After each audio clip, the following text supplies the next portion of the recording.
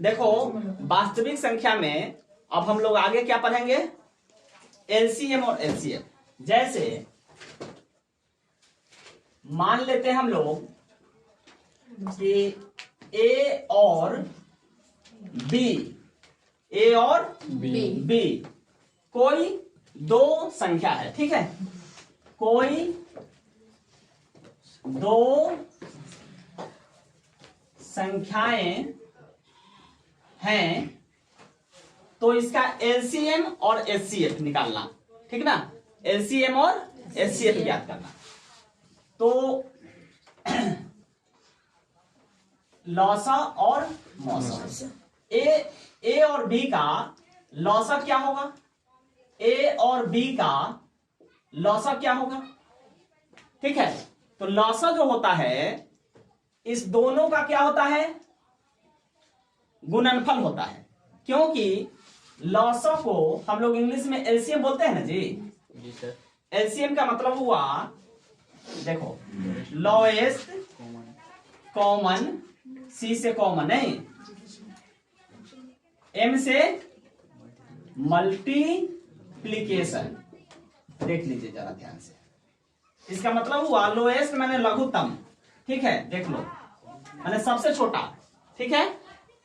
Common माने सार्व, common माने सार्व, और मल्टीप्लीकेशन माने गुणज, माने सबसे छोटा सार्व गुणज।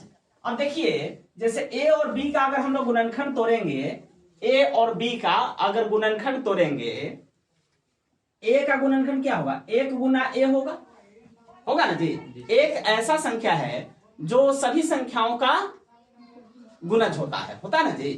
तो उसी तरह से फिर हम लोग बी को तोड़ेंगे तो बी गुना एक होगा, तो इस दोनों में उभयनिष्ठ गुणनखंड क्या हुआ, एक हुआ, ठीक है जी सर। लेकिन यहां लघु एलसीएम क्या होगा, एलसीएम तो लघुत्तम सार्व गुणज, गुणज माने गुणज माने होता है उसके टेबल में, जैसे कि ए के पहाड़ा में है ना, तो इसमें दोनों का जो गुणज होगा ए गुना बी होगा, अर्थात ए बी होगा। तो ए और बी का एलसीएम क्या हुआ, लॉसा क्या हुआ, ए बी हुआ, ठीक है जी सर। ए और बी का लॉसा क्या हुआ, ए गुना बी अर्थात ए बी, ठीक है। अब इसका मौसा क्या होगा,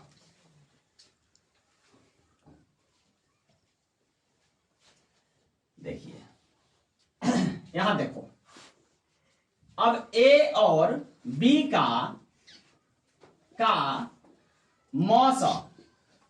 मौसा अर्थात एचसीएफ नहीं जी सर, एचसीएफ, एच माने हाईएस्ट, सी से कॉमन, एफ से फैक्टर, अर्थात हाईएस्ट माने सबसे ऊंचा नहीं, इसको महत्तम कहते हैं, कॉमन से सार्व कहते हैं, और फैक्टर माने गुणनखंड हो जाता है, गुणनखंड यहां पे हो जाता है।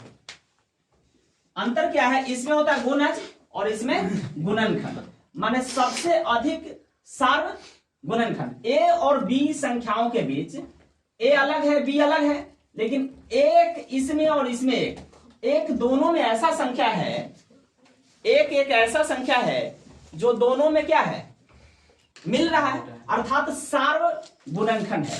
और यही एक ऐसा संख्या है जो दोनों में है, इसके अलावा कोई नहीं है। महत्ता माने और भी अगर कोई ऐसा संख्या होता जो दोनों में मिलता, ठीक ना, एक के अलावा और भी कोई ऐसा संख्या होता जो दोनों का गुणनखंड होता, तो वो भी इसका क्या होता, मौसा होता। लेकिन केवल एक ही दोनों में ऐसा संख्या है जो मिल रहा है, तो इसका मतलब हुआ ए और बी का मौसा क्या होगा, एक होगा, ठीक है।